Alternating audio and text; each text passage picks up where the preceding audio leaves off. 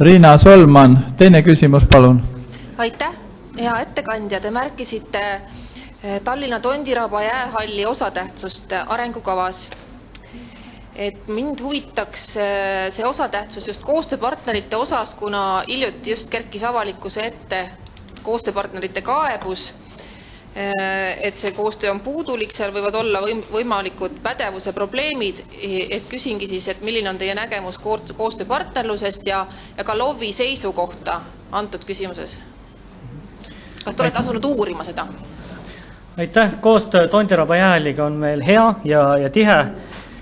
Arutame erinevaid teemasid pidevalt, kui mingid probleeme kerkib, aga mis puudutab seda konkreetset küsimust, mis oli hiljuti eetris, siis sellel teemal minu meelest andis jäähalli juhtkond ammendavad vastused televisioonis ja lühidalt kokkuvõttes olid need sellised, et kui on teil probleeme, siis alustagem sellest, et kirjutagem kirjalik pretensioon.